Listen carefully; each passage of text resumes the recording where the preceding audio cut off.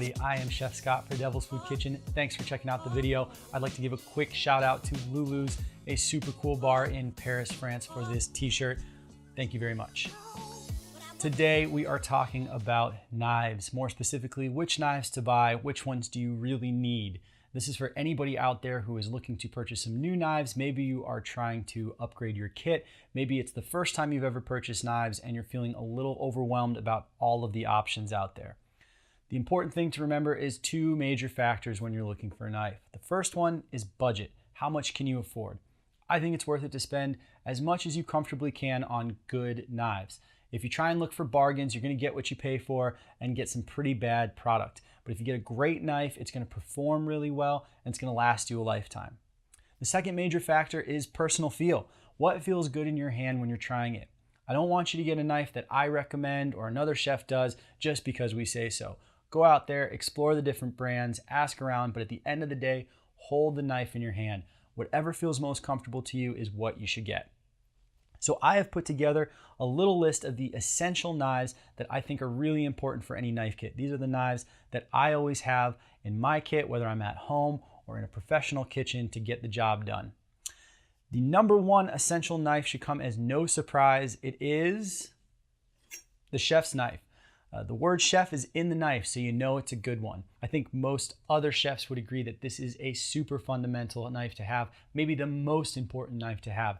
It's really versatile around the kitchen, and it's going to help you tackle most of the projects that you've got. When you're searching for a new chef's knife, they come in two major styles, Eastern and Western, sometimes known as Japanese and European. And what I have in my hand right now is a Japanese style knife. Japanese style knives have a little less material in the blade and in the knife overall. They're going to feel a little bit lighter. And the cutting edge is going to be a little bit flatter as well because they're designed for more of a chopping motion. European style knife, in comparison, is going to be a little heavier and bulkier, especially along the spine as it moves towards the cutting edge. And the cutting edge itself is going to have more of a rounded shape meant for a rocking motion. And this is where personal feel really comes into play. I don't love the ergonomics of the bolster of most European style knives. They're a little rough on my fingers and they're not very comfortable after hours of production work. And that's part of why I like the Japanese style. I like the lighter feel. This particular knife is a Global, the GF33, and I have had this exact knife in my kit almost my entire career. We're going on 15, 16 years now with this knife and it's still going strong. Part of what I love it is the ergonomics of the handle. Now I know a lot of people out there don't like the Global handle. They feel it can get slippery if you're working with fruits and things, but I've never really had that problem. It fits really nicely in my hand. I think it keeps great edge retention, which is how long a knife stays sharp, and they're really easy to sharpen. So I can't say enough about the Global brand. Part of what I like about it too is that it's relatively affordable. This is what I'd call an upper mid-tier knife, meaning you're going to pay in the low $100 range for it, which I think is pretty affordable given the quality that you get.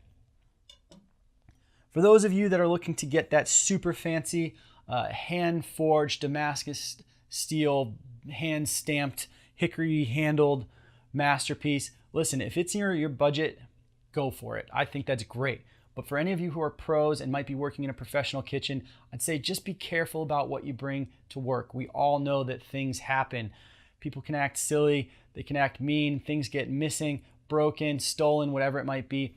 Don't break your budget on a knife and then bring it to work. But if you're just planning to use this at home, I think, why not? You know, it's a free country. Get great knives. This knife that I have here is Victorinox, the same brand that makes the Swiss Army knives.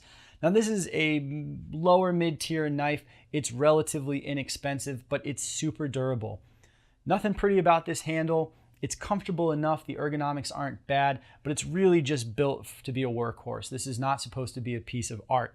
I think this is a great option for anybody that maybe owns a business and is planning to provide knives to their cooks or staff, because if something does happen to this knife, it's not really expensive to replace.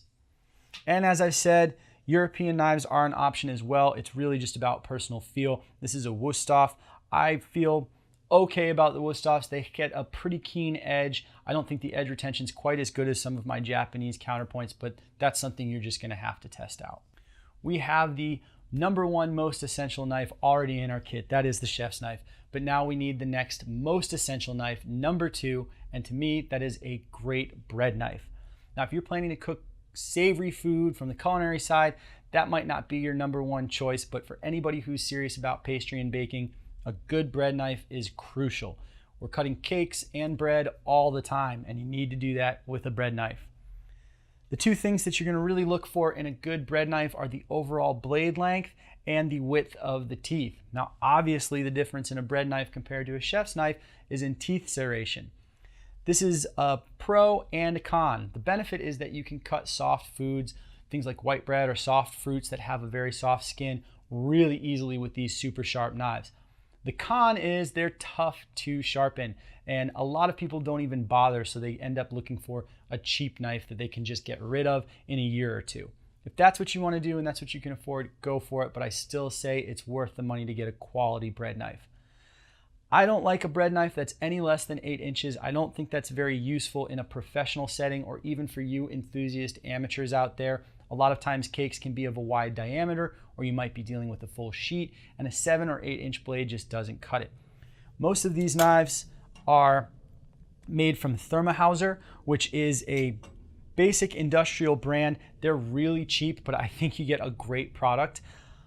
Not pretty, ergonomic handle, all business, but it's gonna last you a really long time. These are super durable and usually pretty heat resistant too.